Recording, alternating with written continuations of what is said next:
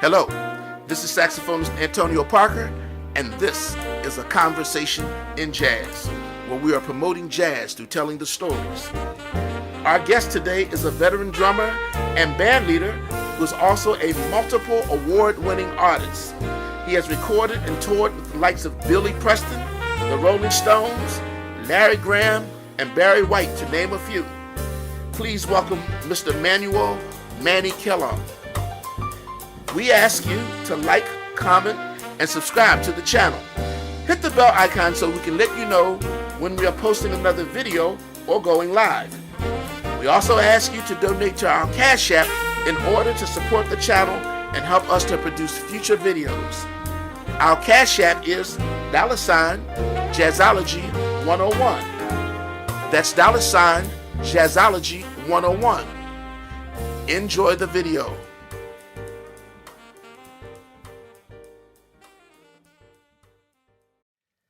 Hi, this is saxophonist Antonio Parker, and this is a conversation in jazz. Our guest today is not only a veteran drummer and band leader, but he's also a multiple award-winning artist, consultant, and advisor with extensive experience in various aspects of the music industry. He has recorded and toured with the likes of Billy Preston, the Rolling Stones, Larry Graham, and Barry White, to name a few. He is the leader of the Manny Kellough Jazz Quartet. Please welcome my good friend and brother, the one and only Mr. Manny Kellough. How you doing, brother? All right, my man. How you doing? Good, man. Welcome to the show. This is a conversation in jazz. Yes, sir. I'm glad to be here. Yes, sir. We just having a conversation, man. I think I met you at Westminster Church or somewhere. We were playing, but you were playing jazz. Right. And then we just did we're gonna talk about your project we just did. Okay. And here I am, man. I didn't know you who you were. So we're gonna get to know a little bit more about you. So for those who may not know you, can you please tell our audience who you are and some things you've done in the music industry? I'll be glad to share that with you. My name is Manny Kellough. I come from Los Angeles, California. Okay. Born and raised. Yeah. I started playing drums at the age of 8 years old in Pleasant Hill Baptist Church. Okay. I moved from Los Angeles to Las Vegas, where I lived for about 10, 15 years. Mm-hmm. Still playing jazz in Las Vegas. Mm-hmm. From Las Vegas, I moved to the East Coast to Virginia, where I reside right now. Okay.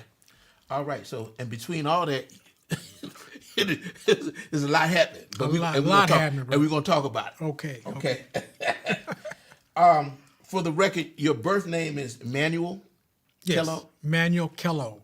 Manuel Kellough. Yes. I always called you Kellough. I do too. All right. But we're going to call you Manny. That's fine with me. That's your my name. That's your short name, nickname? Manny. Manny. Yeah. Okay. What has it been like being Manny Kellough? It's been a wonderful ride, man, and I would not trade it for anything. Yeah. I put it this way: if I could start all over again, I would do it and love to do it.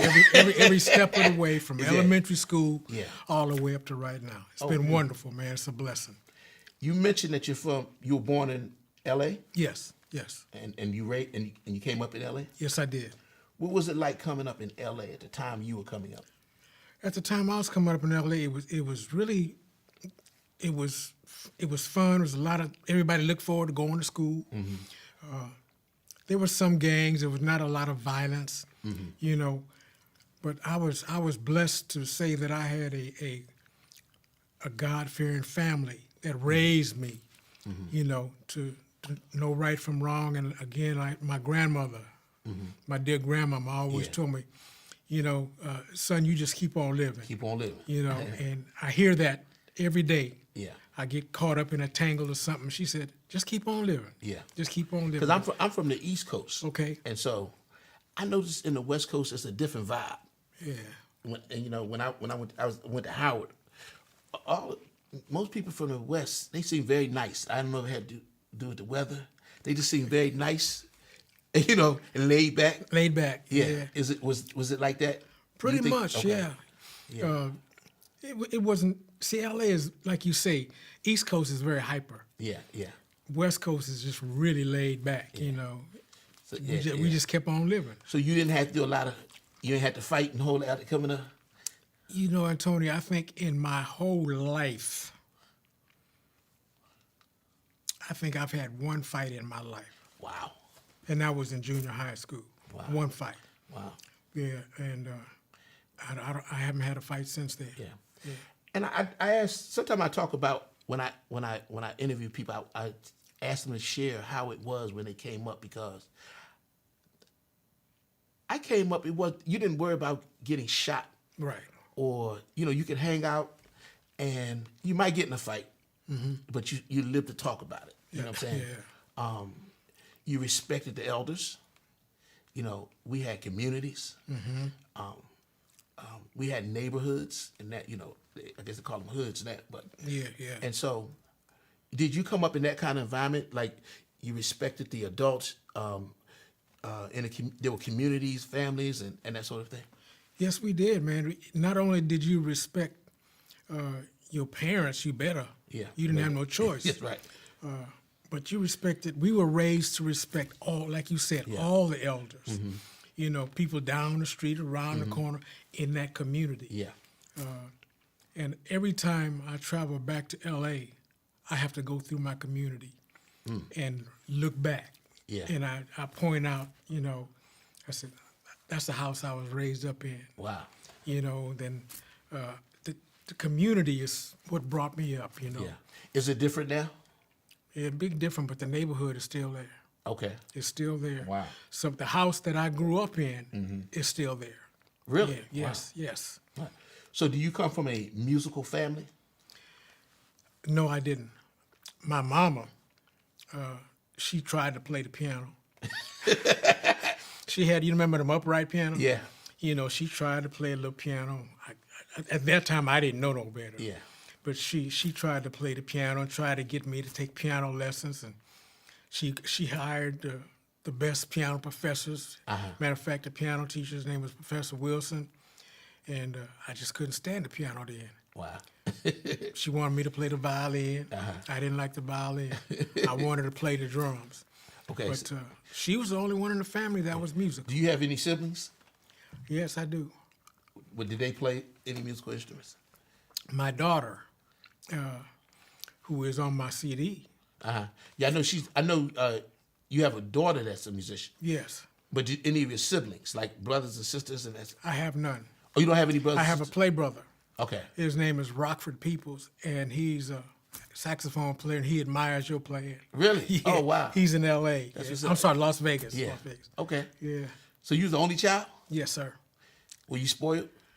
I don't think I'm spoiled.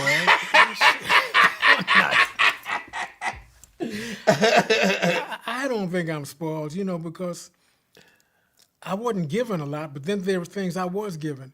But after I got to a certain plateau, or should I say a certain age, I was cut off, and I had to fend for myself. Gotcha. And I think of that age, I was like maybe around 16, where I had to get out and get my own job and wash dishes in places, work in the supermarket, bag groceries and stuff like that. I've never forgotten any of that. Wow. But that's it for me, man. Yeah. Now, was drums your first instrument? Yes. Really? Yeah. And what attracted you to the drums? Church. Really? There was a. You played in church? That's where I started, in church. Okay. Yeah.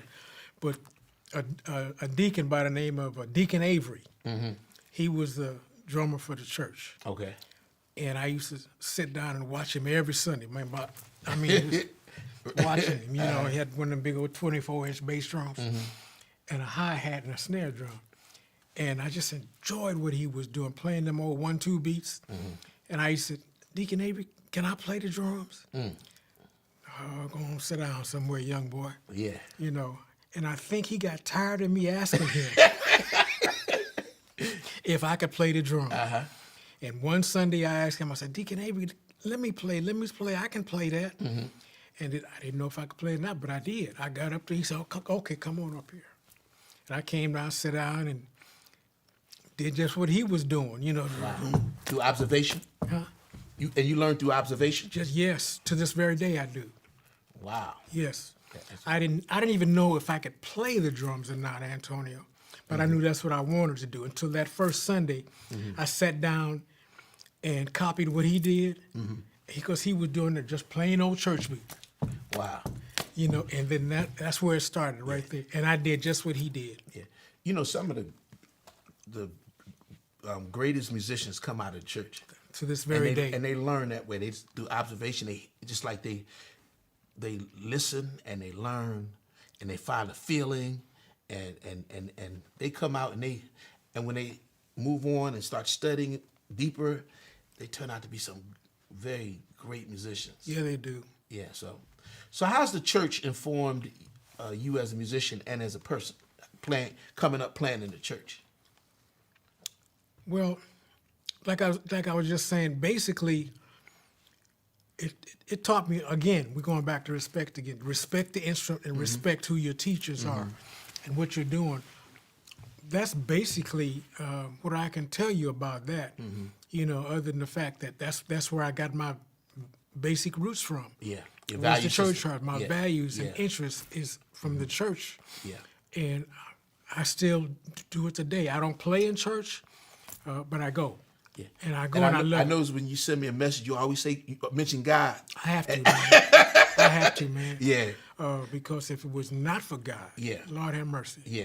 Where would I be? That's right. That's right. I just kept on living, man. Yeah. I understood that too, see. Yeah. But to this very day, man, I love church, you know. And when the pandemic hit and I couldn't go to church, it was just empty. Wow. You know, just an empty feeling. You know, even though I went, I didn't play, but I was just enjoying the service, enjoying the choirs, enjoying them young drummers. Yeah. A lot of this stuff I play, I don't understand. I can't even play that. Man. I don't. If you told me to get up and play that, I'd be looking at what? Me? I can't play that. Yeah. But I admire the young drummers, man. I admire them. Some of them I go just down, sit and look and see what I can learn. You know, it doesn't matter how old you are in this business. When you get to the point where you figure you can't learn, you washed up. Get out of the business. That's right. You know, and I'm still learning, man. Yeah. Still So did you ever study music formally? I did. Yes, I did, all the way through school. You- Not as a private. I didn't have a private teacher because my mother couldn't afford it. Oh, wow. A lot of my stuff, a lot of my training was in school, from playing the little snare drum in elementary band. school, and Yeah. you know, worked my way up, and then high school, jazz, orchestra, dance band, marching band. You was in the marching band in high school? All of them, man. All of them. yeah. All of them. Wow. You know, you had to. And then you went to college as well, right? Yes, I went to USC. Were you studying music? Yes, I did. Gerald Wilson was my professor Oh, wow. back then. Okay. Yeah. We're going to talk more about your college and how they... now, what kind of music were you listening to coming up? I'm going to say I was listening in high school. Man, I was listening to the jazz in high school. Straight ahead? Straight ahead. That's where I first got introduced to Ahmad Jamal. Wow. And we had a music teacher, band teacher, that would write stuff for us. You remember his name? Mr. Lombardo. Did he have a big impact on you? Yeah, he did, man. Shoot, he told me one time I got carried away and played a whole bunch of. he turned around and slammed the piano down. He told me, "You sound like a broken down milk truck going over a bumpy road." Wow. I settled down, didn't play that no more. He told me, "Get up, get out of here." Really? You know, man. You know, them cats. He didn't play. Yeah. He was only about 5'3". Right. Wow. Yeah. But I learned a lot from him. We was playing Duke Ellington stuff, Satin Doll. Back then, when I was in high school, you know, Yeah. bling, boom, bling, all that kind of stuff. So, do you remember when you first got exposed to jazz? Was that in high school? Was that, or like, were you listening to jazz on the radio, and was like, wow? Kind of both. I was listening to it on the radio and in high school because we had a noon jazz club. And so that's where all the hip people would go, so-called hip people. Yeah. To the jazz club, we sit up with our dark glasses on and listen to Coltrane and Cannonball Adderley and Ahmad Jamal, Poinciana. That's the kind of stuff we was listening to. Now, were you listening to any R&B and all that other stuff? Of course, but not as much as jazz. So you were straight up into jazz. I loved jazz before I went into R&B. Wow. And then I did my R&B stint, you know. Yeah, I think we'll talk about that. yeah. But basically, I was doing jazz. I had a jazz quartet, man, in high school, and we played for the high school assemblies. Wow. Yeah. Wow. So you initially tried to be focused on becoming a jazz drummer. I loved it. I loved it, man. Back then, 50 years ago or better. Yeah. Now, are there any drummers that significantly influenced you or had an impact on you? Drummers. Absolutely. I listened to Cozy Cole from the Count Basie Band. Sonny Stitt was in the Count Basie Band, played horn. Also, Any drummers like that? Cozy. Cozy Cole. Okay, Cozy. I listen to this very day. The drummer that plays for used to play for Tony Bennett. Oh, excuse me, I'm having a senior moment. That's all right. But It'll come back to you. it'll come back to me, man. There's so much going on right now. But Was it so? Cozy? Would you say Cozy had the biggest influence on you?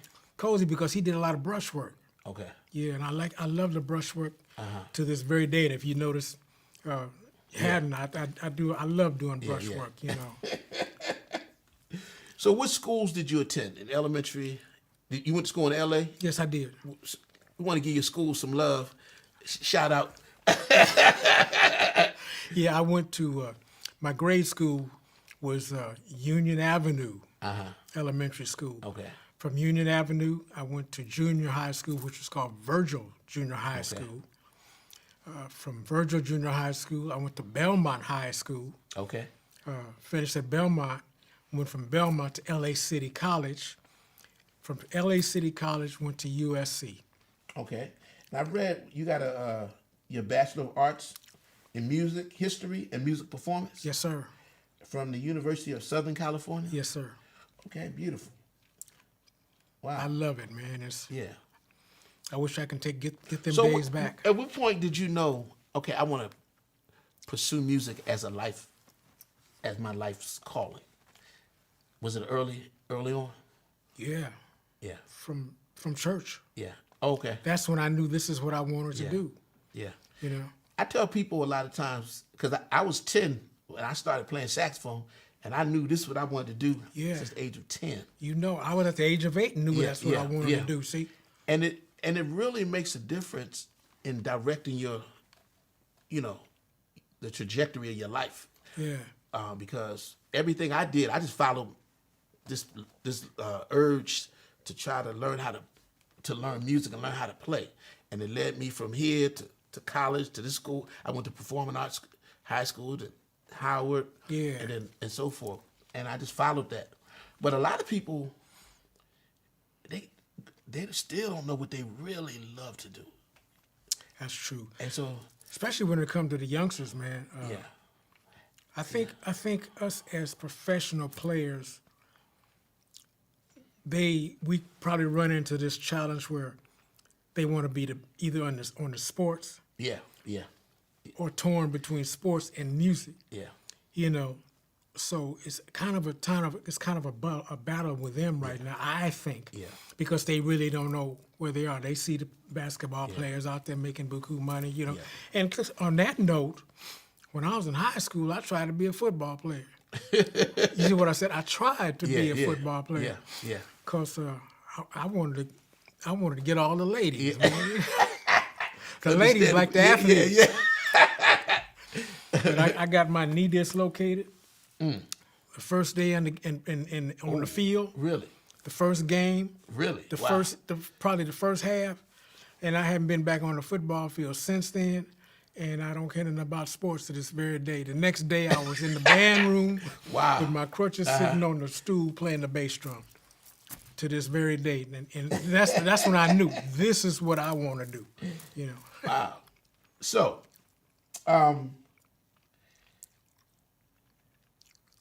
do you remember when you first started gigging? I first started gigging in high school. I played with a gentleman, played vibes. His name was Sonny Pompey. He had a little quartet. We used to play for these little weddings and stuff. It was Sonny on vibes. We had a piano player, bass player, and myself. And you playing jazz? Yeah, that was it back then, man. Older cats too, and I was the youngest one in the band. Again, you know.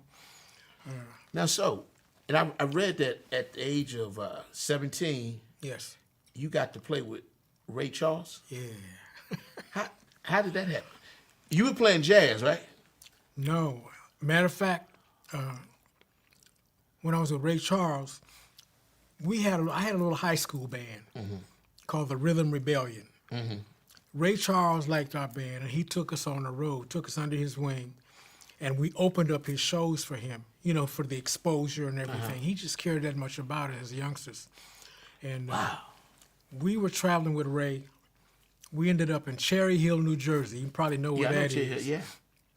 And we were playing at the Latin Casino. Ray was at the Latin Casino, and we was going to open up the show for Ray. Ray's drummer got sick. Oh boy. On opening night. Wow. Who else was there to play? get thrown in the pit right then. So that's how I got to play with Ray Charles, and I'm sitting down, you know, all cocky and stuff. You know. Really? I'm a. You were confident? No, I'm not confident. Not confident. Cocky. You said. I didn't say confident. Yeah, you. I was cocky. You know, I had my cymbals 9 feet up in there. I was a show drummer back then. Yeah. You know what I'm talking. And I was playing, and Ray would bam, jump up and hit the drum. Ray turns. Wait a minute, baby.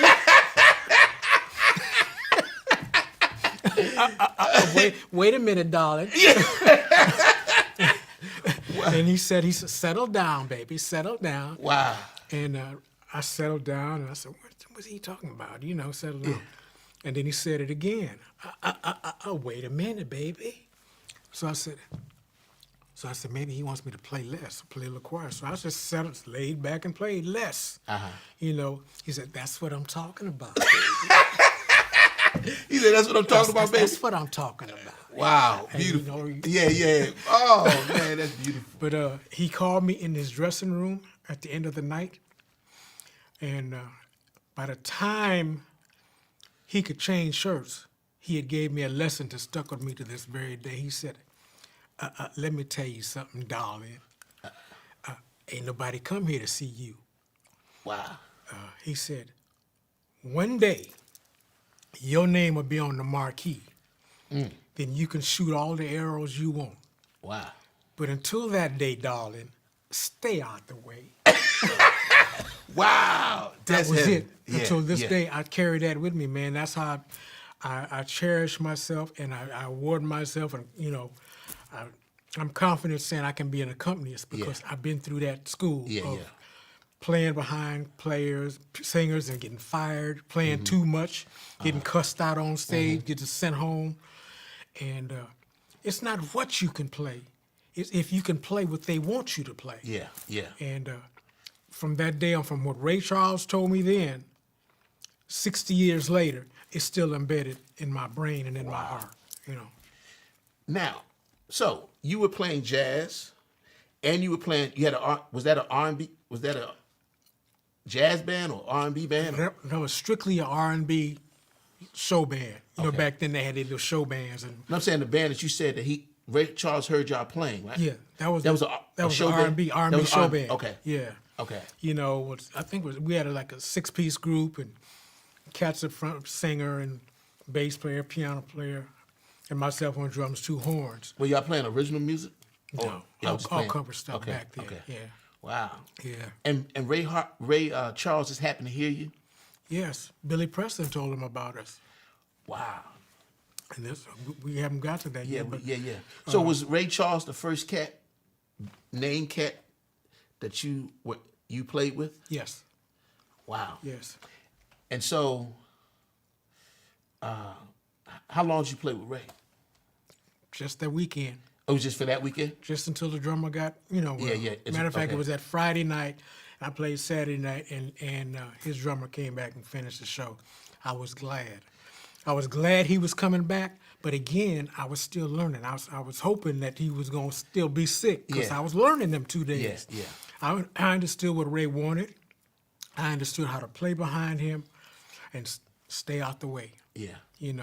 But again, I was glad when his Now, drummer what was came it like playing with Ray Charles? Scary. It was scary? Very scary because you can't hide nothing from Ray Charles. Oh, he could hear. Yeah, He can hear it before you play it. he can hear it before you play it, man. Yeah. Wow. Yeah. He would turn around and like in your section, he'll tell a tenor play second tenor. You're supposed to, bar number 99. That's supposed to be a B flat, darling. Wow. Wow. Yeah. He ain't reading no music, but he knew Yeah. that's what he wanted you to play. You He was could a not master. forget He was- master. You couldn't flub nothing. Yeah. Wow. Yeah. Yeah. I did a thing with Prince, and man, they want it exact, perfect. It's like walking on eggshells, man. So I know that feeling. It's like, and you can't.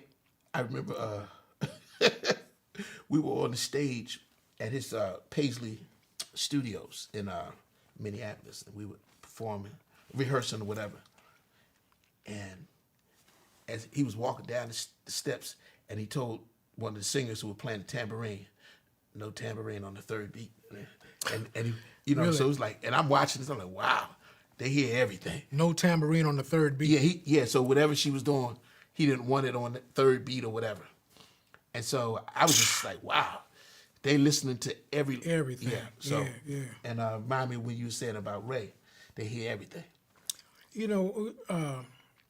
Billy Preston told me that he was on the plane with Ray once, and Ray liked to fly the plane. He liked to fly the He plane? liked to, once he get up, he'd sit behind the controls. Now, Billy told me this. He said, Ray was on the plane once, and he told the captain or something, find the nearest airport, I hear the oil leaking. He heard an oil leaking. Wow. I said, come on, man. He said, I'm not lying to you. He went down, they landed the plane, I guess somewhere, I don't know where. And he said they went out and checked the plane and there was an oil leak. He heard the oil leak. That's how more sensitive can you be? Wow. But they say when you lose something, you Get gain that other something sense, else, yeah. Wow, that's heavy. Yeah. Now, do you have a musical philosophy or a life philosophy that I think my philosophy would be be true to what you're doing, enjoy what you're doing, but take it seriously. Have fun with the music, and then I'm always gonna say, keep on living. All right, there you go. Now we're gonna talk about some of your professional career. Okay. Okay, you have a career that spans 60 years. Wow. Thank God. You have performed with some of the greatest and most renowned artists in the music industry. Give us a sort of chronology of how your career has evolved from performing with one legendary artist to the next. Okay, so we talked about Ray Charles at 17, right? Who was next? I think after Ray Charles, we came to the year of, I'm talking professional. Even before that, man, can I go back a little bit? Go ahead. I'd like to go back to when I had my professional debut at the age of 13. Wow. That really set up the stage. I played with a group called the Whirlwinds, and they were a platters type group. And you know, I wanted to play with the group, and I had to get permission from my mother and all of this. And all of them came to the house and asked my mother if I could play. And she said, well, there wasn't no money back then. She said, well, what you gonna do? What you mean play for? Where you gonna be playing at? You know, where's this place located? It was a little old restaurant up on a street called Vermont. And the only way that I could get in there, I had to go through the back door and come through the kitchen and sit out in the restaurant area. And the way they paid me was I used to eat apple pie and ice cream. Back then. Yeah. You know, so I just wanted to give you that little bit to kind of set the stage to bring it up. But getting into more years, 1970 is when I got into the Billy Preston years. Was that your first big thing after the Ray Charles? And No, this was after Ray, because Billy introduced us to Ray Charles. After that, Billy came into play. He came again. I met Billy at this place in Mavericks Flat in LA called Mavericks Flat. It was like a little nightclub where a rock band was playing. And so one night I got bored after we played. He was leaving, and I cornered him off in the parking lot. I ran out to the parking lot to try to catch him before he left, because he never hung around. So I managed to catch him. I said, Billy, you know, I'd like to be your drummer. And he stopped and looked at me. You know, he said, oh, you would, huh? I said, yeah, I'd love to play for you. And he kind of paused and said, all right, I like the way you play too. And he gave me his phone and he said, well, let's talk. Call me tomorrow. Again, I called. You know how you get to, I'll call you back. Yeah. That went on for a couple of days. And then he called me back finally. He said, this is Billy Preston. Can you come out to my house? I said, sure. And I went out. He lived out at a place called, we call it the Hudson House in L.A. He's from L.A.? He was from L.A., yeah. Okay. Originally, he was from Houston, Texas. Okay. But I went to his house, and we sat down and talked, and we played. At that time, he had a Hammond B3 in his house. I sat down with him and played with his little group called Billy Preston and the Soul Brothers. So I played behind them for a while. That led into him going into A&M Records. I recorded his very first album on A&M. Wow. So you connected with him before he started putting his albums out? No. Before I got with Billy, he was with Apple Records. Okay. So I actually met with him in the transition. Okay. Going from Apple Records into A&M. Gotcha. Because he couldn't really do nothing while he was at Apple. Because he just had to let that lie. Yeah. Until he got to A&M. But when we got to A&M, everything was fresh right then. Wow. And so, did he have a drummer already? You took his spot? How did it? The drummer he had, I can't remember. I think his drummer's name was. If I can remember, the drummer's name was Soko. He also used to play with Ike and Tina. I took Soko's place because Soko went on to be with Ike and Tina. Okay. And I went on with Billy. Okay. Yeah. So we're going to come back. I'm going to come back and talk about Billy because you played with Billy for about 25 years. Yes, sir. And so we're going to, but you also played with Barry White? I did a recording session with Barry White. I think we kind of talked about this once before. You remember how they used to have players call them ghost writers? And I was a ghost writer on one of his tracks. Yeah, and I got paid, but never get the credit, man. So I hear that. Matter of fact, I hear that tune played to this very day. Really? And I hear it, and I tell, that's me right there. But, you know, I was too excited, man, to play with somebody like that, you know. So you were writing lyrics and all that? No, I didn't. You were just dealing with the music? Just writer, yeah. Okay. I didn't know. I don't know how to write. Okay. I don't know how to write. I'm not a writer. Gotcha. but I was just a player. I guess they call them ghost riders. You know, right, I didn't do any writing, but I just rode the track. You know, which back then a lot of us did. Yeah. You know, setting up the groove. Setting up the groove. They liked the way I played. Yeah. You know, and I laid the groove down, and that was it. I was just Would you excited. mind sharing us what song that is? Yeah, I don't mind. The tune was "Can't Get Enough." Wow. It's on Is that you on that track? It's on commercials to this very day. Can't Get Enough? That's you? Yes. Wow. Again, I'm just. What a is ghost that like, man? I mean, that's a hit. That song. That's one of his hits. One of his hits. Yeah. And it's but like, it was just great being there because I didn't know any better. Yeah. I was excited to play with them, you know. And again, this is something else that Billy set up. He said, "Hey," but then he started calling me the Deacon. Barry White wants to know if you can do a session with him.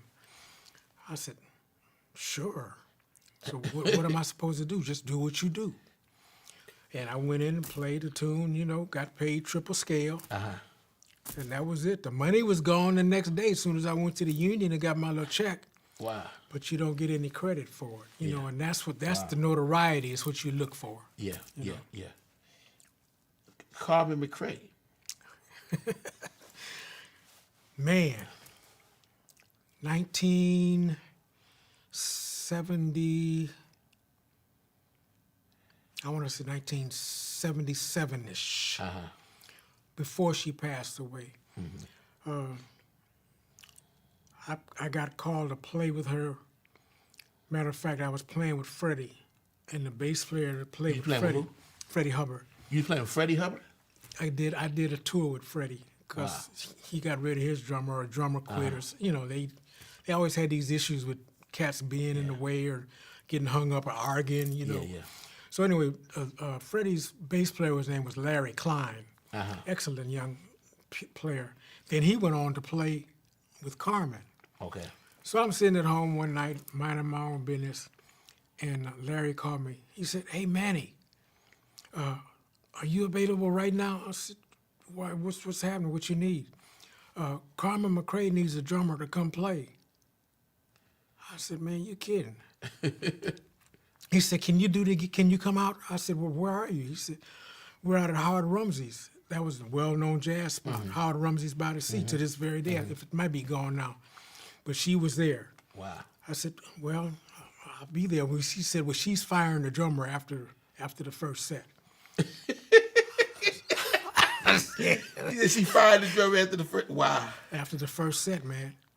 So I said, "Okay, do I need to bring?" She said, "No, drums are here. Just bring your six and come on out." I got out there, and true enough, there was no drummer to finish the show or that weekend. I had no hide nor hair what I was going to play. Wow. And then I could read really pretty good, you know, because I was still kind of young. He put the paper down me. Plus, I kind of knew her stuff, you know, Clear Day and stuff like that. But I followed well. You know, I followed. And he said, "Just whatever you do, just play and stay out the way." What did Ray Charles say? Ray Charles, yeah. See, and Carmen McRae never turned around and told me to be quiet. She never fussed at me or nothing. And at the end of the night, she said, "Thank you very much. I like the way you play." Wow. And Larry said, "Man, that's the first person she ever told that." Because they usually don't last because, you know, they're too busy. Yeah. Which we how we get trying to play too much. Yeah. Everything we learn in one note, in one bar. Yeah. And vocalists don't want you to do that. That's right. You're not there for you. Exactly. You know, you're there for them. Like me being on your gig playing drums every bar. Yeah. You know. Yeah. And he said, "Man, can you do the weekend?" He was the MD for her, and I did. And sometimes that makes a difference between a person that's getting all the gigs and somebody that's doing their own thing and they killing it, but you know, like Grady Tate, they say they just loved. He knew how to support the music, and so I guess that's something. Now, do you teach young drummers that concept of how to support the music? Basically, yes, I do. Yeah, yeah. And I'll say it all the time. Stay out of the way. Just because you learn every rudiment in the book, play that in your rehearsal on your pad. But when you get on somebody else's show that's paying you to be there and paying your way to, your food and stuff, that ain't your gig. Wow. Stay out the way. Stay out the way. You're not going to keep no gig by showing how much you've learned in school. They could care less. That's right. Just sit down and respect. Here we go again. Respect them. Yeah. Respect the music, have fun with it, but stay out the way. All right. Larry Graham, Graham Central Station. Yes, sir.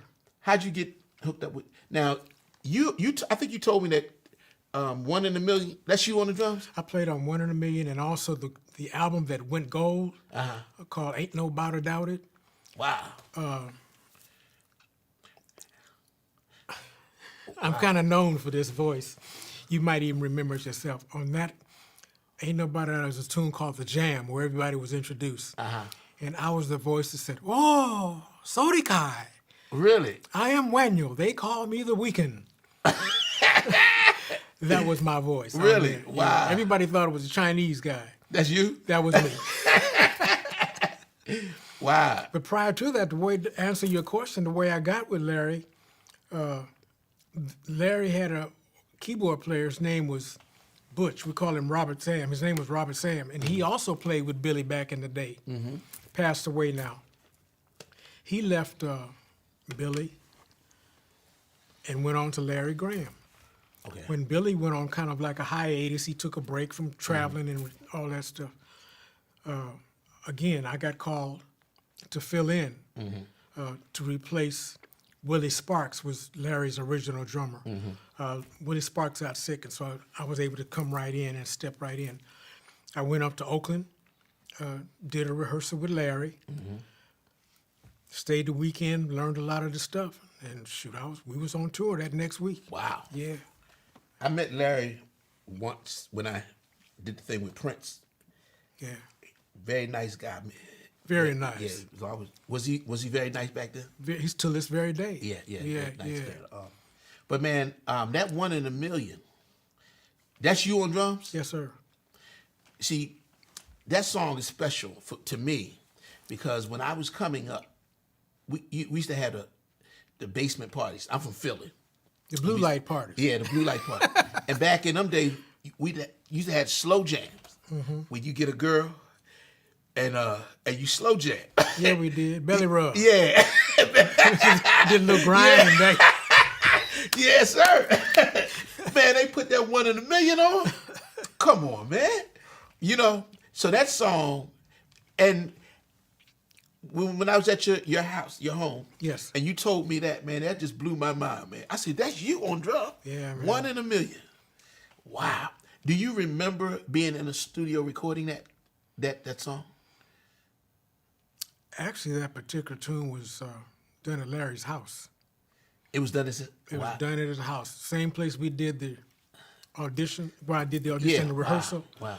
It was, he had his track set up there. We laid it down there, just basic track. He took it in the studio, transferred it, and it went from there. Wow. Yeah. Man, that's beautiful. Wow. Man. The Rolling Stones. My buddies. Yeah. So how did that happen? Again, being with Billy Preston. Okay. I have to always acknowledge Billy because a lot came through him from just doing what I do. Yeah. And being dedicated and playing the part, and having fun with it and being excited. Yeah. Billy's group went out on tour with the Rolling Stones. We did a European tour back in 1973. It was called the Goat's Head Soup Tour.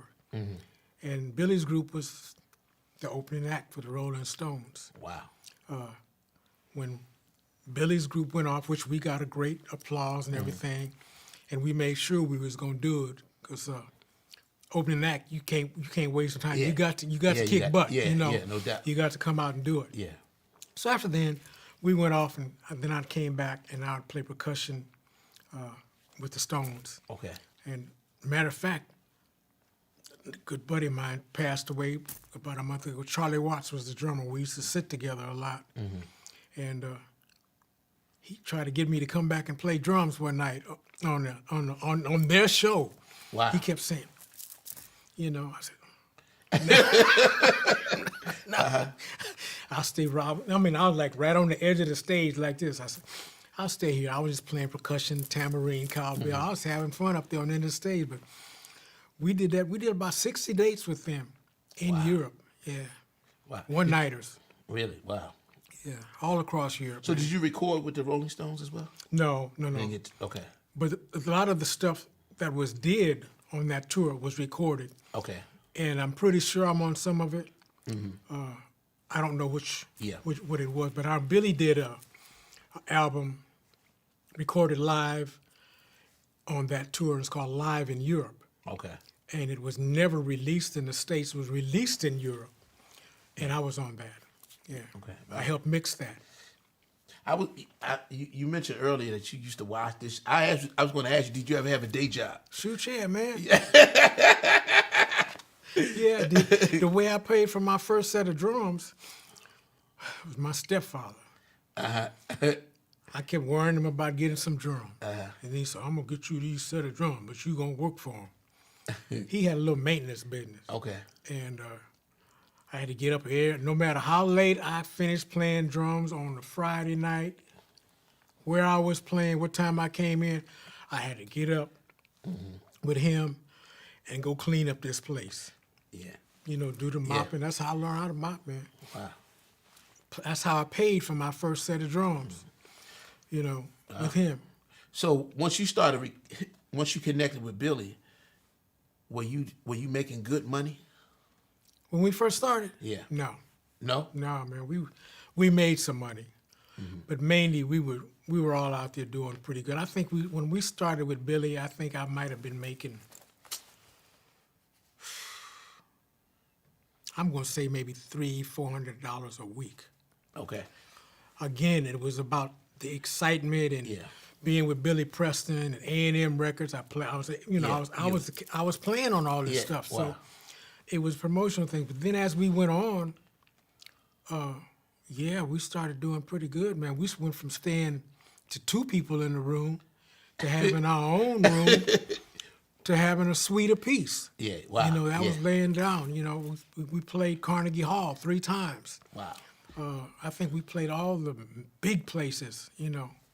But then we winded up making some pretty good money, Before, we were talking about being nervous before you play. Were you playing with all these cats, were you nervous? Yeah, man.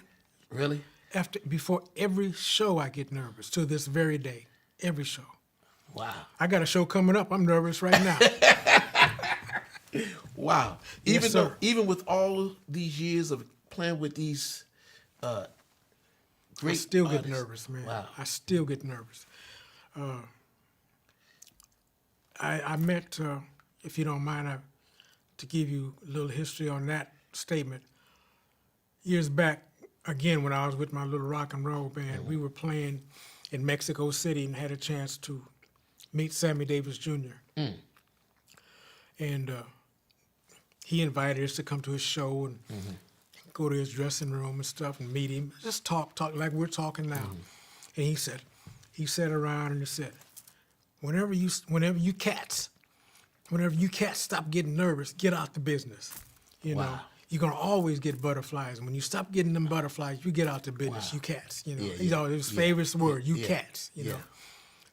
That stuck with me to this very day, man. Yeah. Again, I'm still living, and I know what he's talking about. Wow. Yeah. Yeah, that's you got some good teaching. Yeah. Well, every gig is an important gig to me. Okay. There's no little gig. Uh-huh. And I treat them all like that. Whether I'm playing at a little jive club, or playing in a big arena, or playing in a big festival, every gig is important.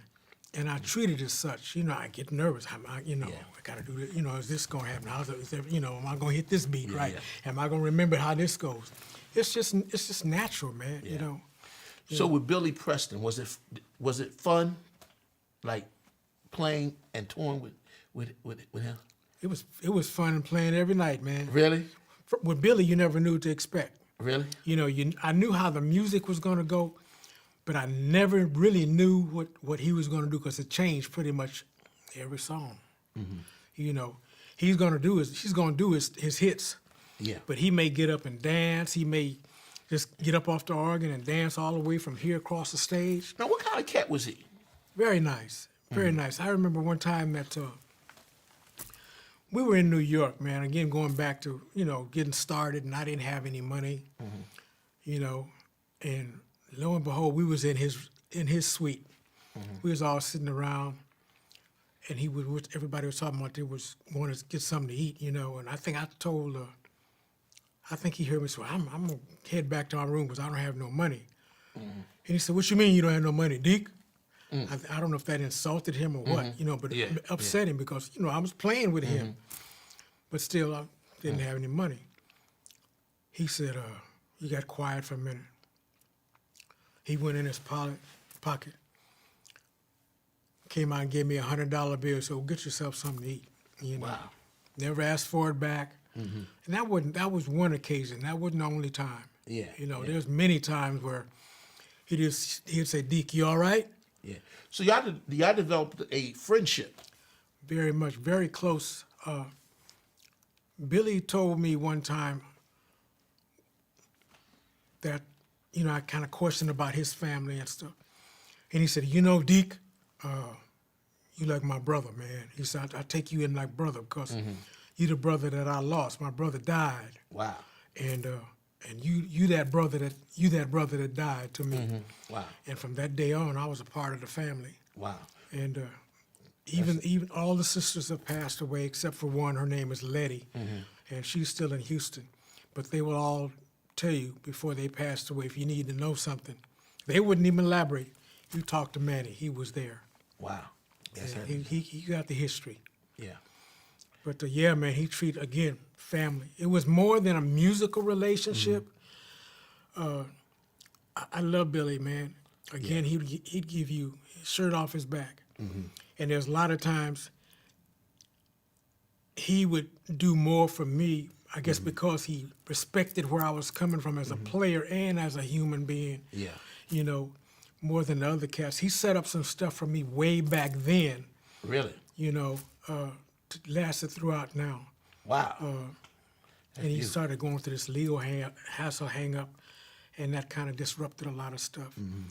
But Billy, man, was probably the sweetest person I've ever worked with. Yeah. Were you his musical director as well? I was the band leader. No, he was a musical director. I was a band leader. I hired a lot of cats and I fired a lot of cats. If he wanted to bring somebody in, he would say, Deke, I'm gonna get matter of fact, this guy named Hubie Hurd from Cincinnati to play organ. I want you to listen to him and tell me what you think.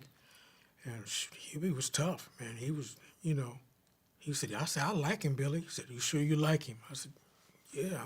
So he really trusted your judgment. Very much. Wow, Yes. beautiful. Yes, he did. Even when he had to hire like other guitar players. When it come down to the Billy Preston band, when it ended up, there were 4 cats that did all the traveling. It was myself, Billy, Kenny Looper, Hubie Hurd. That was the nucleus. And they were all, it was a keyboard band. Yeah. And I was a drummer. Wow. I saw pictures, man. Y'all had these Bush. Was that was that the 70s? That was the 70s look then, man. Yeah, that was man. This was the look now. Yeah, it's all look good. now, Yeah. And he had his joint was coming off his hanging on his bush was hanging on his shoulder, man. Yeah, man. But I mean, that was the thing. Yeah, that was the thing. Plus, it was our gimmick. That was our look. Yeah. You know, and we got over.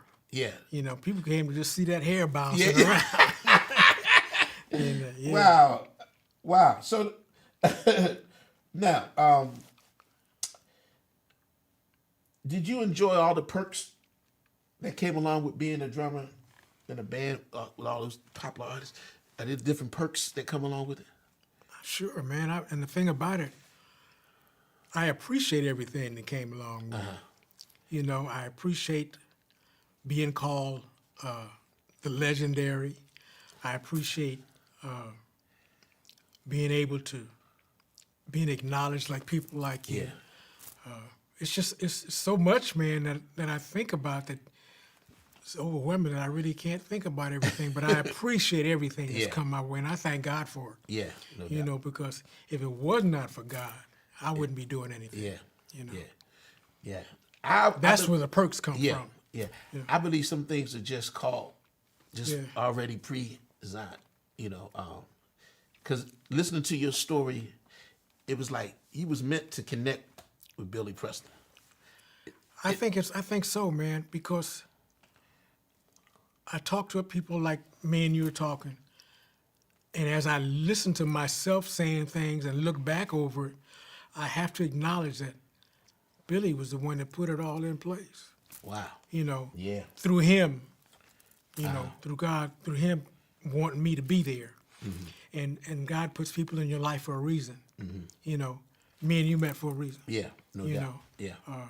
Way back at Westminster up Yeah. to right Yeah. now. Yeah. You know, we never thought we would be where we are now. No doubt. And we don't know where we're going from this day Yeah, on. that's- But we just got to keep on living and look forward to it. But everything I appreciate and I thank God for Billy. And I applaud him and I celebrate his life, Yeah. you know. Did you meet being in the industry? Because you were you were on the inside of the industry, right? Yes, sir. Did you meet other famous people? Like I think you told me that you're the drummer on the Sanford and Son thing. Again,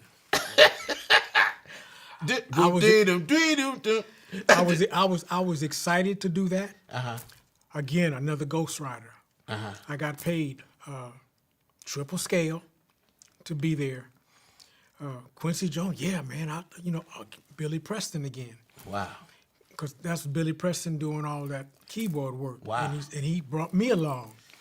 So how am I supposed to say no? You know, I'm yeah. looking at Yeah, Quincy. I didn't really know that it was going to be no Yeah. TV thing, but it was just another That thing another funky recording too, boy. session That thing funky. to this very day. Yeah, man. You That's woo. I wish And that's you playing the drums on that? drums and percussion. Yeah, Wow. yeah. Man. Another ghostwriter. Yeah. You yeah. know, I'm glad to be there. I was glad to be a part of that. Yeah. You know, Chuck Rainey was playing bass. I didn't know Aren't you Chuck supposed to get a check per episode or something? I got paid for this session, man. Wow. I got paid triple scale for this session. So you got to meet Quincy? I met Quincy. Okay. Yeah. And if I see him again, I have to kind of make him remember who I am. Because when I was a kid, Yeah. you know, and if he thinks about it, he'll Yeah. kind of remember. Yeah. At least he says he does, you know. But that was so long. We're talking about 45, 50 years Yeah. ago, man, you know. Yeah. And it's a blessing to be able to remember back that Yeah. far. You know what I'm saying? Yeah. Yeah. Were there any other artists that you've met that you still in the industry that you still know today, or you still? Most of them, Antonio, have passed away. Okay. I worked with Cuba Gooding, main ingredient. Again, I think I told you Freddie Hubbard, Carmen McRae. I worked with, I'm trying to remember on my list, James Cleveland. Wow. A lot of these people are gone on, man. I mean, the people that was Yeah. in my era Yeah. Wow. that I had the pleasure of working with are gone on. Wow. Larry Graham is, praise God, is still here. Yeah. Yeah. You know, Wow. that's. I mean, I can probably, if I really thought about it, but we're talking 50 years ago, Yeah. man. Yeah. No doubt. There's one guy that I really started with that I have to also thank before my high school group. His name was Hank Jacobs. And we went to high school together, had a little group called TKOs, Hank Jacobs and the TKOs. He's still living, and we talk to this very day. Now you told me that you're the only from the original Billy Preston band. You're the only one Yes, that's here. yes. That traveled with him and played on all the hit records. What? You're Yes, the only. sir. The only one. Wow. Yeah, from day one till he to Yeah. that last big hit. Yeah. Yeah, the last big hit. Kind of after that, it was kind of started settling down a little bit, you know. But we didn't do anything after. We had 4 major hits. You know. What else I want to ask you about Billy? Let's talk about that song, "Nothing from Nothing." Oh boy. That jump right there. It's just something about it. Yeah, When that's you on drums too, right? Yes, sir. And did you know that was going to be a hit? When you No, first we heard didn't know any of them were gonna be hits. it? Really? No, because we'd be in the studio, and a lot of times Billy would just come in the studio and start playing, you know, and I'm sitting there, and he said, "Come on, play, man." Yeah. And to this very day, a lot of the licks on that tune, I listen to myself play. I said, "How did I do that? How did I do that? Yeah. Man? That's hard to do that right now, Yeah. you know." And there was stuff like I was doing on the bass drum, and kept the bass drum. Yeah. But we didn't know because we was creating stuff right then as we went. Really? You know, and Wow. speaking of Nothing from Nothing, I just did a tribute Yeah. to Billy Preston. Yeah. Redid that Nothing from Nothing in a jazz version, Yes, sir.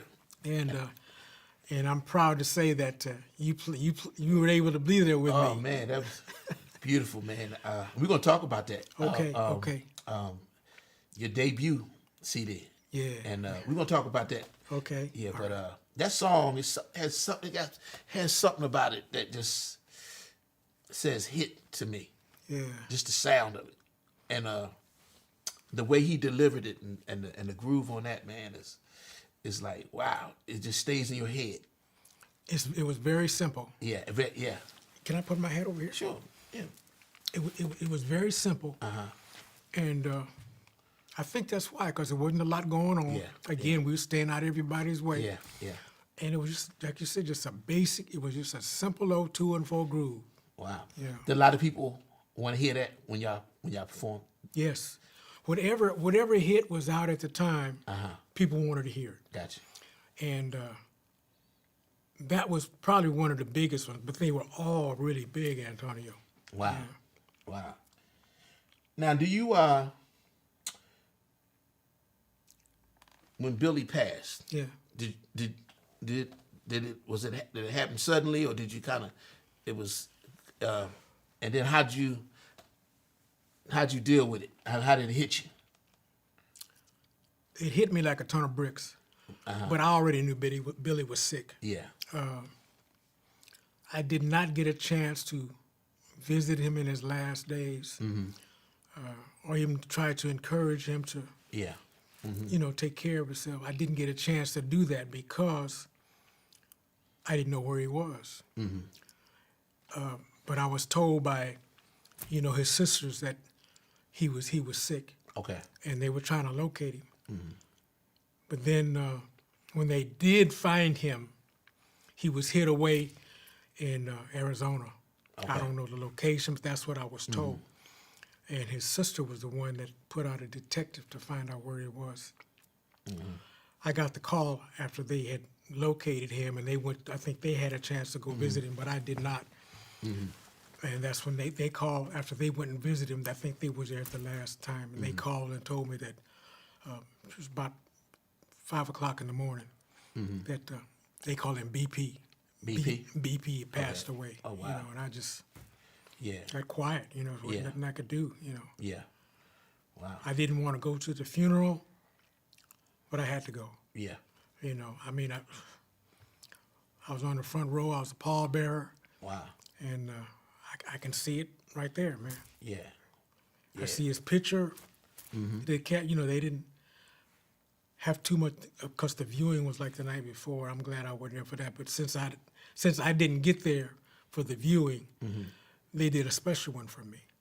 You know, and just to stand there. Oh, you did a special viewing? Yeah, I Wow. did a special Okay. one. Yeah. Wow. Just to stand there and look down, man. And, Yeah. and see him stretched out, man. It breaks me up right Yeah. now because we were just that close. And I kept saying to myself, maybe I could have done something because he always listened to me. You know, like I told you, he'd always ask me my Yeah, opinion. yeah. I probably could have said, "Come on, man. You know, we got to get back out there. Yeah, come yeah, on, let's. yeah, You know, yeah. come on, BP. Yeah. You know, we got to get back out there. You know." And he probably would have grinned and said, "Okay, Deke." You know, but that's just how close he was. But yeah, I remember that. So he's told you were like his brother, but he was like a brother to you too. Yeah, because you're the only child, right? I'm the only child. Yeah. So y'all was like it worked both yeah, ways. Yeah. Beautiful. There were times, man, where like I remember I told you about my mama had that piano. Mm-hmm. He would come over to my house. Mama would cook us dinners and stuff, and Mm-hmm. we'd sit down and eat, and he'd just go to the piano and write stuff. Wow. You know, and then we'd go to church together. You know, I'd go to his church. He used to play at Victory Baptist Church. I used to go to Pleasant Hill, and he used to come to my church, and vice versa. You know, this was before we got big. Yeah. You know, that's how the 25 years Yeah. Yeah. went on so far, because we were doing stuff before A&M Records. Wow. Just Just being brothers, you know. And, you know, going to each other's church and playing behind him with him and the B3. And there's I think on YouTube, when he was a kid playing, I think there's a video of him playing as a kid, playing something. What was that tune? Wasn't he with Nat King Cole? Was it Nat King? Yeah, it was somebody, but he was a kid playing. I'll send it to you. Yeah, I'll send it to you. Yeah. But he was like a prodigy. Then. Yeah. Yeah. That was what, like 3. Can Yeah, you imagine yeah, that? yeah. And we're talking 8 and 10. Yeah. Think about 3, and he was playing yeah. and singing, and that was in one of his tunes. He said, "God has blessed me to play and sing since the age of 3." So And was that's what he's talking about. Did he have perfect pitch and all that? Yes. He did. So he was a genius. Natural. Really? Yeah. Wow. Did he know like people like Stevie Wonder and all the cats and all that? Yeah, he did. Really? Yeah. Did they was there a rivalry? Any kind of? I'm not gonna say that. Okay. I'll just say that they hung out. Okay. Sometimes it wasn't the best to hang out, but they hung out. Okay. You know, we ran into each other several times in the studio. Okay. One night we were in the studio. We were in one studio, and Stevie was in another studio. Yeah. And it was just kind of just a little bit, man. But I never forgot it. Really? The little attitude thing, you know. Yeah, but I yeah, never forgot yeah. it. Yeah. Well, you know, man, that's when that type of those levels come together, man, it can create that kind of friction. But You know, such a plateau. yeah. You know. But the beautiful thing for humanity is the legacy that's left behind. Yeah. That's even survives him and us. Yeah. So that's the beauty of it. When you get past the struggle of living and everybody trying to survive and everything. When you create a song like Nothing from Nothing, man, that joint stands the test of time. People still listening to that. Yes. To that. It gets played to this very day. Yeah. And I'm hoping that it would get picked up, and the airwaves will put it on as a tribute, you know, to him. Yeah. The new jazz version that Yeah. we had the pleasure of doing. Now you mentioned, and I don't know if you want to share this, about a documentary or something. Yes. Okay. Yes. Is that something somebody wanted you to be partaking in a documentary on it? Yes, I've been asked to go to New York. Matter of fact, next month, and they're doing a documentary on the life of Billy Preston, and I'm invited to be a part of that documentary to talk about Beautiful. Yeah. his life and legacy. Beautiful. Again, being the only one Yeah. left to talk about it, you know. Yeah. That's got to get it. Got to get it, and you go again. Billy has been or it goes to the indicted grave, right? Or it goes to the grave if you don't get, Yeah. And that's why I do this kind of thing, man, because a lot of stories and information goes to the grave because people don't share it, or people don't ask the right questions. I'm glad you're doing it. Yeah. So Please keep doing it. yes, Yeah. no doubt. Yeah, it needs to be done, man. People need to hear stories, and Yeah. that's how we encourage other people. Yeah. Yeah. You know, and I like to encourage people, you know, to listen to your teachers, you know, Yeah. and respect what they're doing, respect what they're saying, because they're not saying it just for their health. They're saying it for you. No doubt. No doubt. People like Antonio here, I love him to death. Thank you, my brother. I wanted to talk a little bit about the music industry. Yes, sir. Before we go into the things you're doing under your name. Okay. Now, behind all the glitz and glam of the music industry, you know, as an audience, we get to see the big lights and all that. Are there some things behind the scenes that we don't see that you can share? You can't share all of it, but I can share one with you. That, my lifetime, my career traveling with Billy, missing a gig, and nobody really knows about that. I'm sharing it with you. Shoot, that was the first gig in my life, big gig. That I caused him to miss. That's behind the scenes, you know. Wow. I talk about it every now and then because I'm ashamed of it. But then, when I finally got to the hotel, Billy was so pressed, so depressed and so pissed, he didn't even want to talk to me. I was his brother. But, you know, I tried to explain to him what was happening. He just rolled, We talking about $100,000 gig back then, wow. you know. Yeah. And I caused it to be missed, but we were able to make it up. Yeah. You know, we made it up. Yeah. Other stuff behind the gigs, but behind the scenes, eating Spam on the road, man. Spam and bagels. We couldn't eat no real good stuff because we didn't have the money to eat a lot of stuff. Wow. I remember So was Billy making a lot of money? he was making enough. Enough to pay, you know, the rest of his people. Now we weren't starving enough when we, you know, because we got better. But when we first started, man, it was a struggle. Yeah. We were on the road with another group. I don't know if you remember a group called Loggins and Messina. Yeah, I never heard of. This is back in the 70s. Bonnie and Delaney. Back in the 70s. We were the opening. Well, it was Loggins and Messina. Billy Preston, Bonnie and Delaney. We were all on the same bus together. That was before airplanes would come out. We would sleep on the bus together. We were in those big Greyhound. Now, is that called the Chitlin Circuit? We played them too, man. We played one place in Atlanta where the tractor trailer was bigger than the club.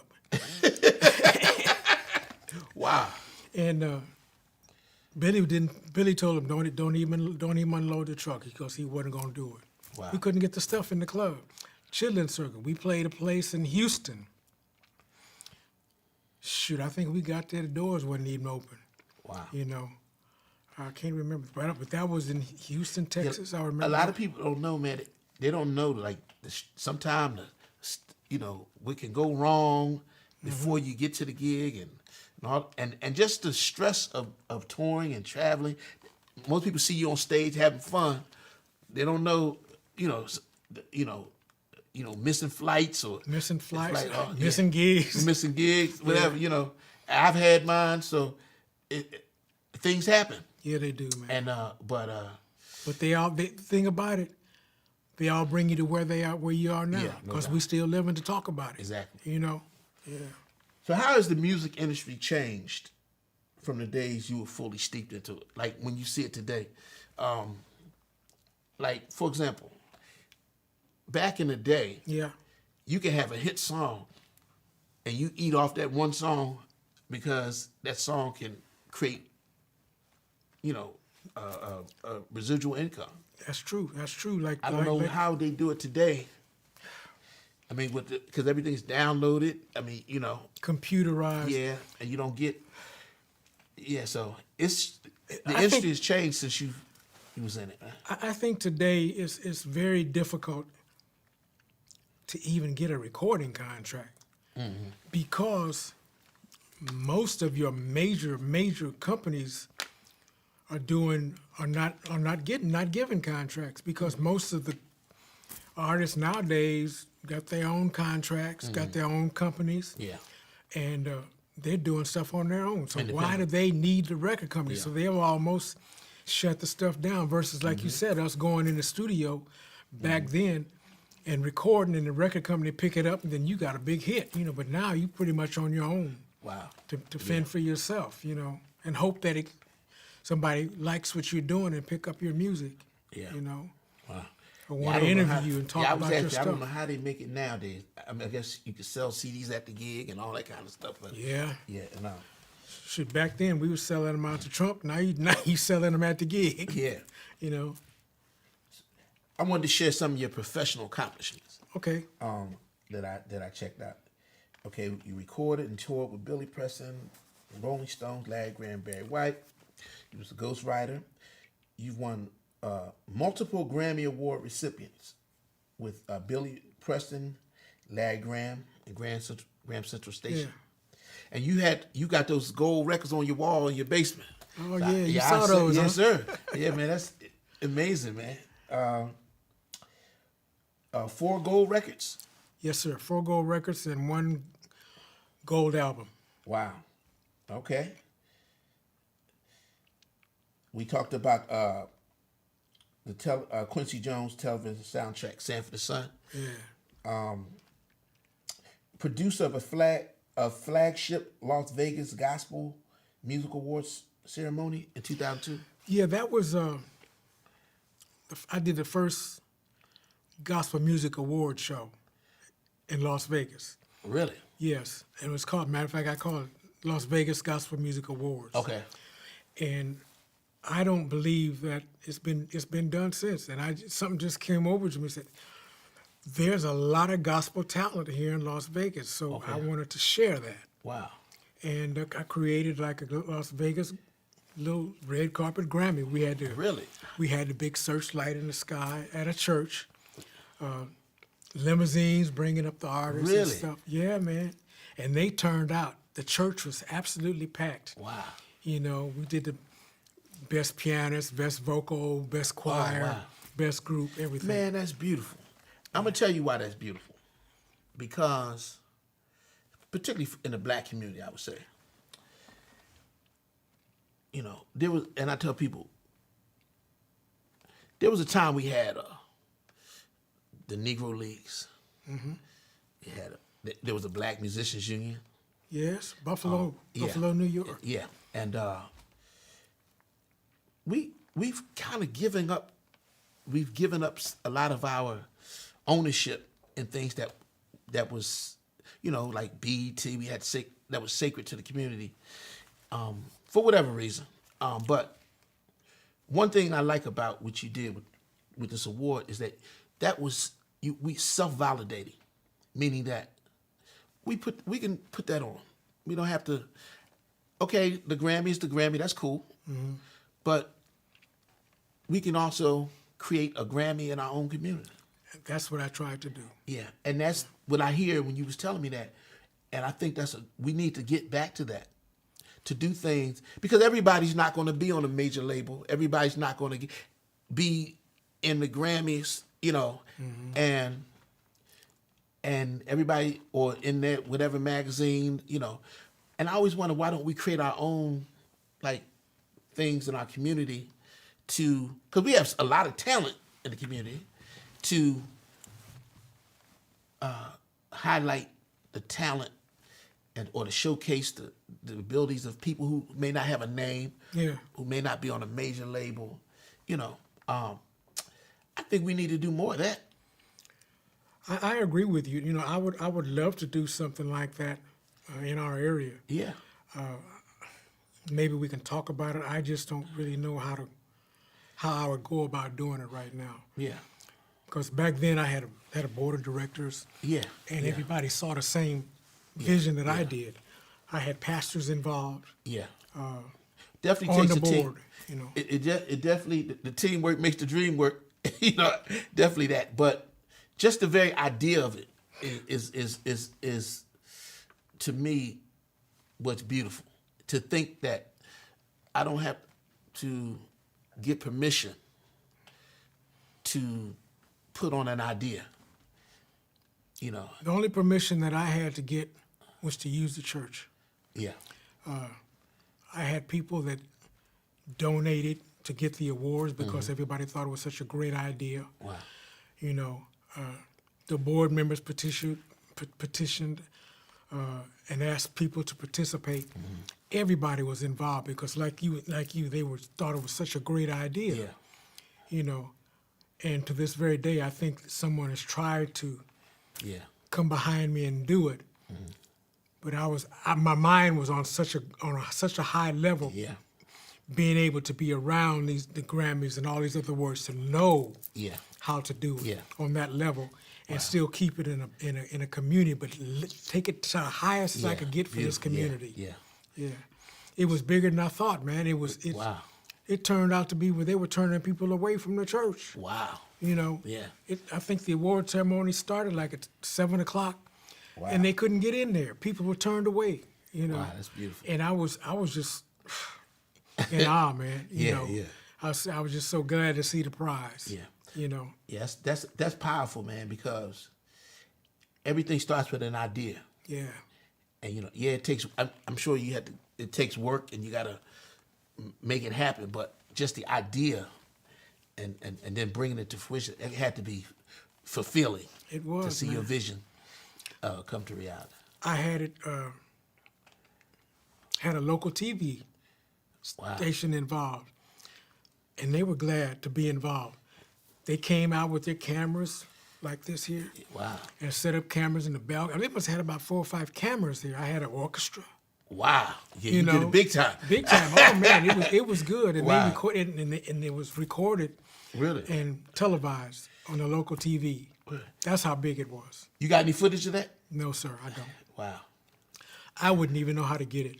Okay. Because I think that company, I wished I had. Yeah. That company went out of business, but I think I have plaques from it. Okay. The people that won and the people that was nominated. Next time you come by the house, I'll share them with you. Okay, definitely.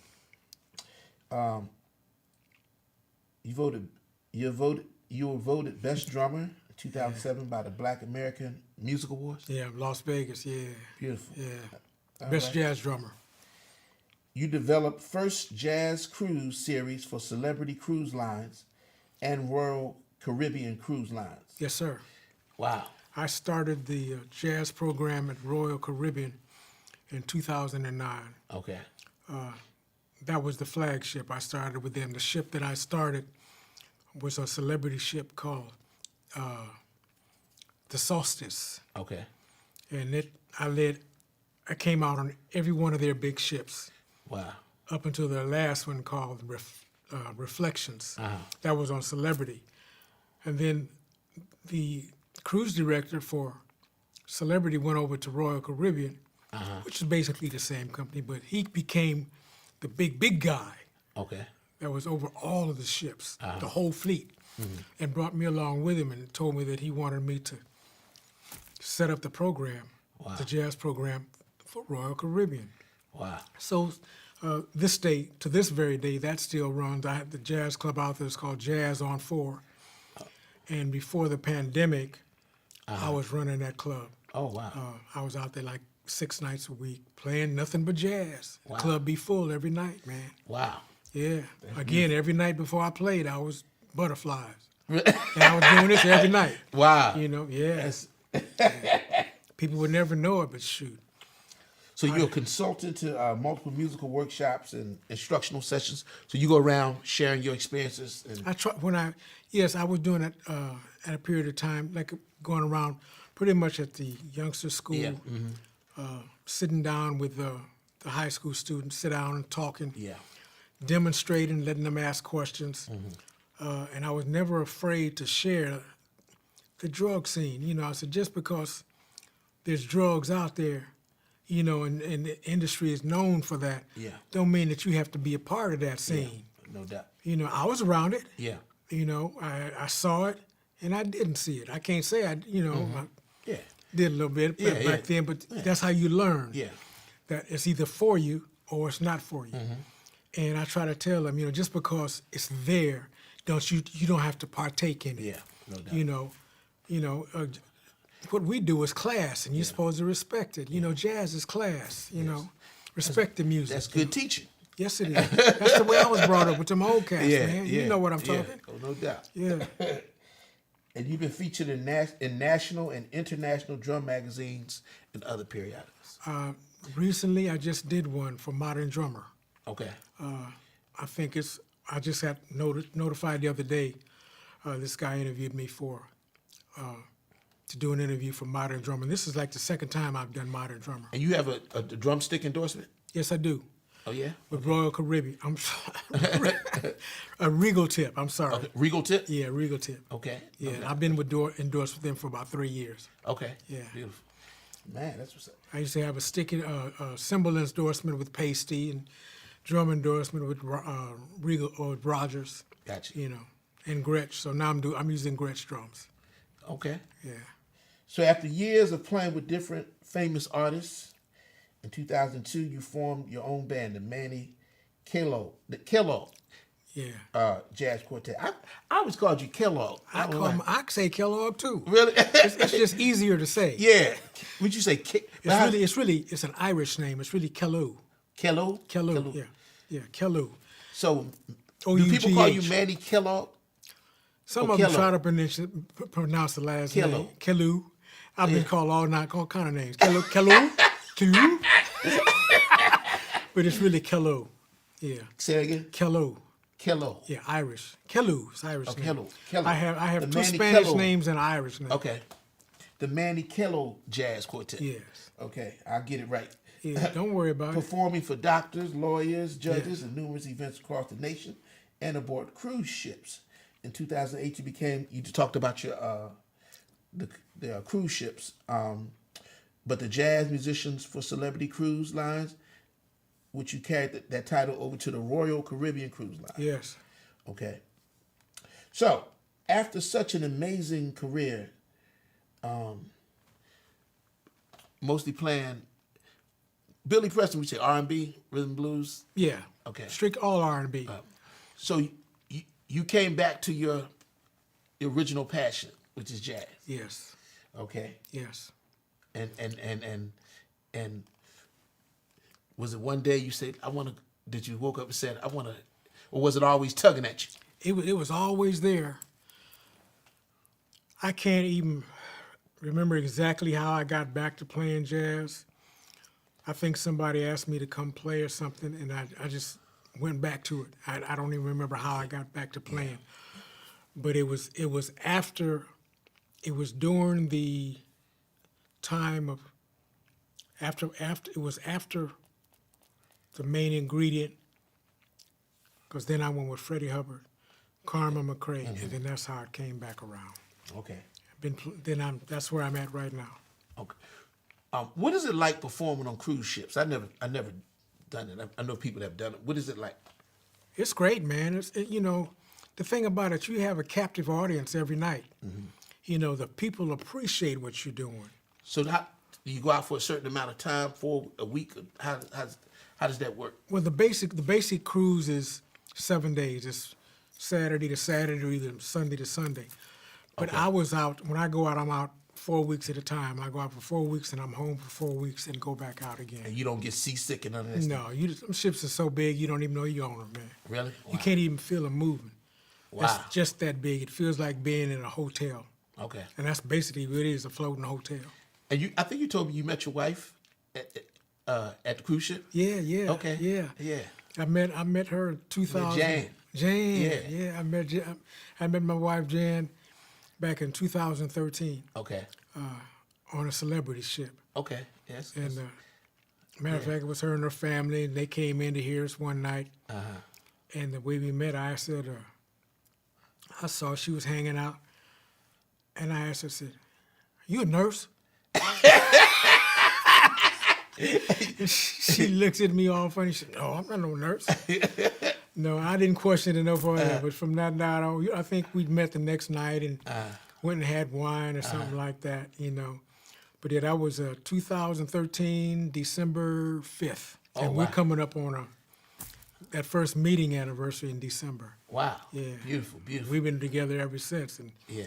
I like to say she's a jazz lover. Yeah. Yeah. No doubt. Her cousin is Cyrus Chestnut. Really? Yeah, I didn't know that. yeah. We don't talk about too much, but her See? cousin is Cyrus Chestnut. Wow. Yeah. I saw Cyrus a couple weeks ago, man. Howard. Yeah. Yeah. Cyrus was a bad dude, man. He's a very nice You person. know what? too. He was I went to see Roberta Flack. She made a surprise visit to Howard, and because Cyrus is a professor at Howard University. I just learned that. Yeah, and but he was playing her back, some of her songs in the background. But yeah, I got on tape. I video actually. Yeah. Yeah, but I went because I never seen Roberta Flack, so I went there. So yeah, I just saw Cyrus. Wow, that's her cousin. Yes. Wow. Yes. I met him. I've met him. Yeah. Yeah, beautiful cat. I met Roberta Flack one time when she was with Donny Hathaway. Yeah. Yeah. All right, so we winding down. Oh man, I'm. Yeah. Really? But we got to talk about your debut CD entitled Manny Kellough and Friends. I got it right, Manny Kellough and Friends. Yeah, I mean, I just say Manny Kellogg. Manny Kellough. Yeah, Manny Kellogg and Friends. Okay. Speaking of jazz. Okay. East So Coast it's to okay West to call Coast. you Manny Kellough. Absolutely. Okay. Absolutely. But it's with Kellouga. Yeah. Not Ougg. Yeah. I got you. I wish I was a part of that family. And I want to say I'm honored to be a part of that. Your debut CD, man, and a lot of fun. William Knowles did the arrangements, man. He's awesome. Yes. And just a wonderful musician. You want to talk about your CD? Sure. Thank you. Had a new CD was released back September. Again, it's called Manny Kellough and Friends. Speaking of jazz, East to West Coast. And I'm just so happy and excited to have such wonderful players. Yeah. On the East Coast, I had William Knowles, you mentioned. He was the arranger and also my co-producer. I'm glad to have you playing man. powerful alto sax on there. I love it, man. And we had West Sugar Bowles. Yes, sir. Playing the bass, holding it down. Michael Thomas, yeah. trumpeter. And the man himself, a vocalist extraordinaire. Yes, sir. Mr. Julian Hempkins. Yes, sir. And it's just a pleasure to be with you cats, man. Yeah. And I'm just so honored to be able to talk about it. Yeah. And be able to share it with people coming up pretty quick. We're going to be able to play some tunes. Yeah. To share with the then people. you got your daughters on it. Yes. And, Speaking and then, man, you have them artists that you play with in the West Coast. They are like that. I'm trying to tell you. Yes. It was my daughter, which was her first time ever singing jazz. Really? Very first time, and the very first time me and her ever worked together. Come on. Are you serious? I was going to ask you that. Yeah. She sound like a pro. Well, she basically is, because she sings with some of the stage shows in Vegas. Okay. And I love her dearly, man. But she's first time we've ever worked together, and first time she's ever sang jazz. Wow. The tune that she sang was her favorite tune. When I fall in love. Yeah. So I said, okay, then let's record it. Yeah. So she didn't know the arrangement. Wow. Or anything. We played the arrangement in on the East Coast. We took the track to the West Coast. She laid it down, never heard it. She laid it down in one track, one take. Yeah. Beautiful. She said, "Is that okay, Daddy?" I said, "Baby, that's fine." Moving on to Oakland, California, I had on piano, his name was Matt Clark, monster player. On bass, Gary Brown, monster player. And if you listen to Gary Brown and West Sugar Bowles, you can't tell the difference. Exactly. Same with Matt and the cats are just the way it just blended, you know. And the lady that puts the J in jazz, the J in jazz, her name was Azure McCall. And I mean, when you speak of jazz vocalists, Azure McCall. Yeah, well, when I heard her, I said, "Oh, she's veteran. I mean, you could tell she's been paid to do. She was just out, She's out there. I love her, and every chance I get, we're working together. Yeah, she she stays busy, but she always makes time to come be with Beautiful. Manny. Yeah, beautiful. She called me Manuelo. Yeah. What's up, Manuelo? Yeah, I wanted to ask you. Yeah. What brought you to the East Coast or to DC? That's when I met my wife, man. Oh, that's right. That's okay. Because I was living in Las Vegas. Okay, and so moved out to the to the East Coast. Yeah. I've been here ever since 2014. I moved out here. Okay. Yeah. So how was that transition? I mean, you had to restart. That's kind of a big move. Like, I guess, like going from, like if I left, I'm from Philly, and I still got some little roots in Philly, but the majority of my development has been in the the DMV, and I would say if I would get up and go to another state, it'd be like starting all over again. Basically, that's what I did, and I'm still starting over. Really? Wow. Because like you said, my roots are L.A. and Las Vegas. Mm-hmm. If you don't mind. You know the terrain in L.A. and Vegas, yeah. Absolutely. Yeah. Now it's totally changed. Mm-hmm. Mm-hmm. The music scene in L.A. is totally changed. The Vegas music scene is changed. It's still there, but nothing like it used to be. Mm-hmm. But again, I picked up and moved out here on faith. On faith? Yeah, because I didn't know anybody other than my wife, man. Wow. And she made everything comfortable. I moved out here and ran into people like you. Mm-hmm. West Sugar Bowles was the very first person musically that I met out here. Wow. And we went to see him one night he was playing behind Sandra Y at a little place called Cafe Agape. Mm-hmm. And we went to see him, and I went up and introduced myself to him and told him what I was. He said, "Oh, drummer, man, I had a call for a drummer a little while ago." He said, "Oh, don't worry, man. I'm glad to meet you, man. I got your back." Yeah, yeah. Until this very day, Beautiful. He's been like that, and I cannot say anything other than that. Yeah. Wes has got my back. Beautiful. And every night, every day, every other day when we get a chance, he calls, "How's your back doing? How you doing? How you doing, bro?" I never forgot that, and I met such people, great people like you and all the players on the CD, man. It's just wonderful. Dick, I'm people from WPFW. Yeah, yeah. I can go on and name everybody, but when you start, you got to keep going. You and the family now. Yes, sir. Thank you, man. Thank you. And we got something coming up. Yes, we do. A CD release. Yes. Soon, the 5th, November 5th at Westminster. Yes, we do, don't we? Yeah, it's part of Jazz Night. Yeah. Looking forward to it. I'm looking forward. I'm nervous. You nervous? But I'm looking forward to it. It's going to be such an honor to play with such great players. Mm-hmm. To be surrounded with you cats. Yeah. I'm nervous, but I'm never going to take it for granted. Yeah. But I'm really excited to just be surrounded in such a warm blanket. Yeah. When you have players like you cats around, how can you go wrong? Not only are you good players, but you're good people. Appreciate you. Appreciate you too, man. Thank you. You guys are good people, man. I mean, not just saying it. Yeah. Every one of y'all that have been working, we've been working together, work with me on this project, are just good, hard people. Yeah. Ain't no egos. Well, you know from yourself when we there, wasn't an ego, wasn't a flare up. Not one time. We sat down and laughed most of the time. And then so that good food at the crib. Oh man, y'all throw that. That's another thing we can talk about. You know how to you know how to blaze, man. That's my other major, man. I'm a Really? certified chef. Yeah, and I love to cook. Man. Photography and cooking. Oh, we go over there, man. We grew up. Yeah, shoot. My wife helped, man. We get in that kitchen and just have a good time. Yeah. It's about the fellowship and anything. Yeah. No doubt. We have some final questions. We're coming to the end. How many kids do you have? One. Okay. Yeah. One by my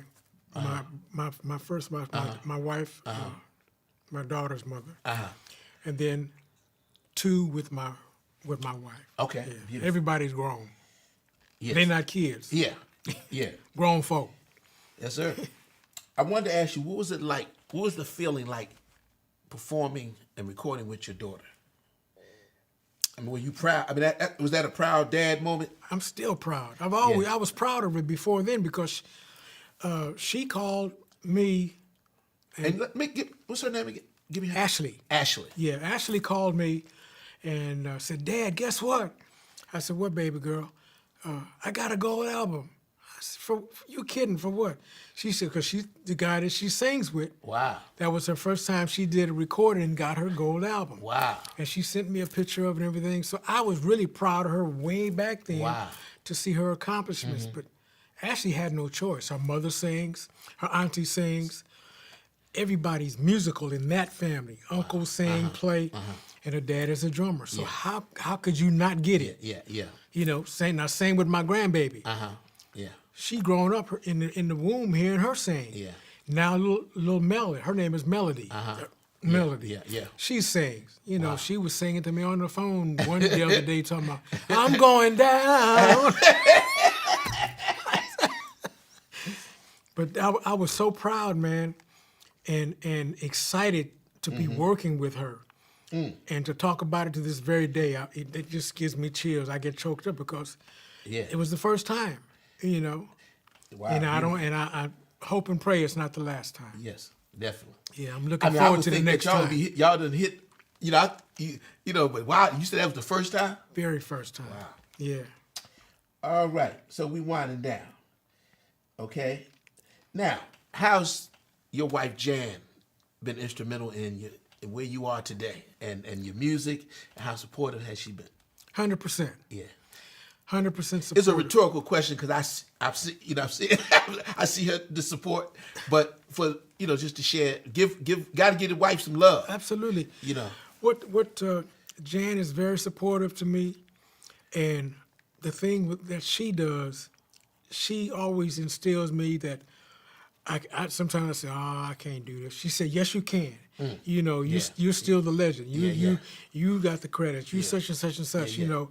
But then she could also turn around and say, "You ain't doing that." She got my back. You know, if it don't look right or don't feel good, it ain't gonna happen. Gotcha. You know, and I appreciate her for doing that for me. Give her some love now. Come on. Yeah.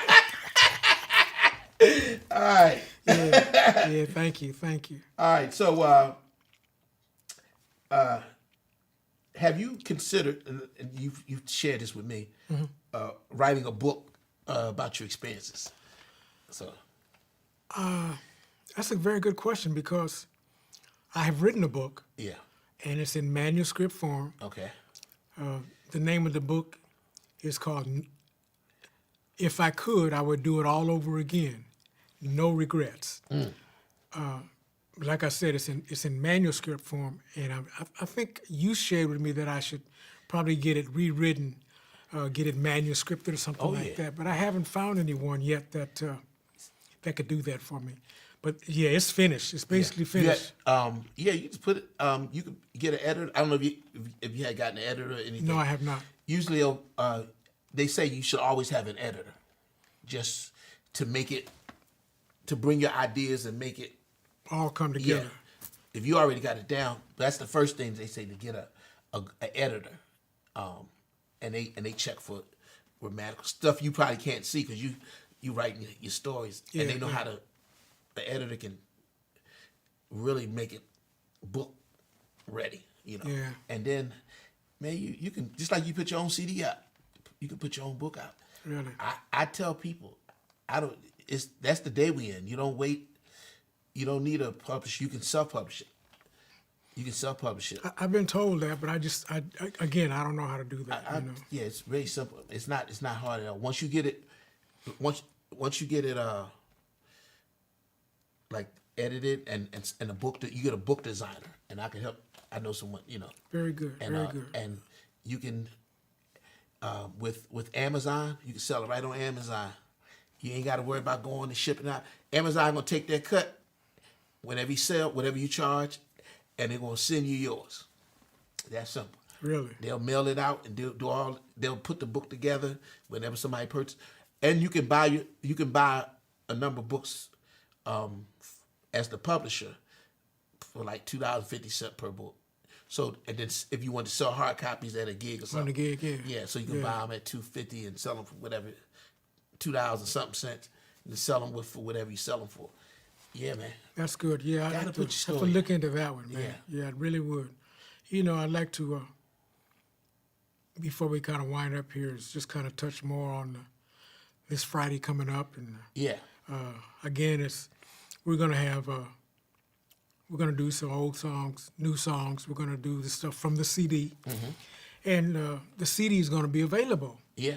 Yeah. at Westminster for purchase. I'm going to have 2 CDs there. One of my earlier CDs and my new CDs will both be available for Oh, wow. purchase. Yeah. So you have an earlier CD? Yes, sir. I didn't know that. Okay. Yeah. Okay.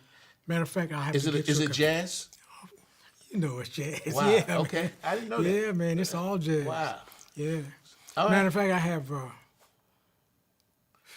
I have probably 2 more CDs that I've never really talked about. One that I have called Grits and Gravy. Oh, you got stuff in the can you ain't even. Yeah, hanging on the wall. Next time you come over, I have to show that to you. Yeah, Wow. Grits and Gravy. Yeah, you gotta get that stuff out, man. That was done in Las Vegas. Really? Yeah. Okay. So we want to hear all that. All right. That's okay. that's part of your legacy. Yeah. You know. Wow, that's beautiful. Well, thank you. Thank you. Yeah. So I'm looking forward to the CD release. We're gonna have a lot of fun. We're gonna play it this That's week. a great audience to perform at Westminster. Great audience, and I know they're gonna love the music because it got that thing. Yeah. And then we did. You mentioned earlier. You did a tribute to Billy Preston. We did Yes. a jazz version of Nothing from Nothing. It's never been done. Yeah, Nothing. and it's really nice, man. The arrangement is beautiful. Everybody played on it, man. It's fun to play on. And, you know, I know they're gonna like that at the church. That's good. I hope I'm looking forward to it. Yeah, I'm really looking forward to so, it, yeah, man. So be on like I said. Yes, I'm glad. My next question was going to be, what's next for Manny Kellough? Speaking of interviews, I got a lot of interviews coming up. Matter of fact, I have an interview coming up before next week, which is a big interview coming up with WPFW on Thursday. We already talked about the thing coming up with Billy Preston. Into February, I believe it's February 12th, we're at Leisure World. Okay. We're going to be playing out there. I think I told you about that. And we're already into next year. Yeah. And looking up to bigger things after that. So we never know what's going to happen because there's people coming out Friday to hear us. No doubt. So be prepared when I call you. All right. Looking forward to it. All right. Final question. Yes, sir. You can look in the camera. How can people contact you and learn more about what you're doing? And You can contact me on my website, which is mannykellogg.net. Also, you can reach me on Facebook. I can also be reached by my email, which is kellogg48.com. I think that's about it. I won't give out no phone number. okay. That's all good. That's enough. That's enough. But you know, I don't think I would mind giving out a phone number. I would say if you do reach me if you do call my phone number, you have to be sure to leave a message. Don't just call and hang up because you won't get a call back. So I can be reached at 702-748-0077. That's my cell, but you have to leave a message because I get so many calls. Yeah. You know, but be sure to leave a message, and I will get back to you as soon as I can. All right. Well, my brother, man, I'm really grateful and honored to be able to talk to you and for you to share a part of your legacy with us here at on a Conversation in Jazz. And thank you. And we all wish you the great things in the future and great success on the new CD. Thank you, sir. And looking forward to hitting with you at Westminster Jazz Night. Friday night, y'all come out. Don't be late. Come get some good food and hear some great jazz and hear some great players. You know, Antonio, thank you so much for inviting me. Thank you. Thank you, sir. I love you, man. Thank you, man. Love you You too, know, man. God bless your heart, man. Thank You got a beautiful spirit and a beautiful heart, man. Thank you. Appreciate you. Whatever you're doing, whatever you plan to do, keep it up, man. Keep it up, because it's needed. Thank you. Keep Yes. on living. There you go. Keep on living. All right. There it is. What can you say? You've been listening to the one and only Mr. Manny Kellough, and you know, that's the history. That's the legacy. So we're right here on A Conversation in Jazz, and we'll see you on the next one.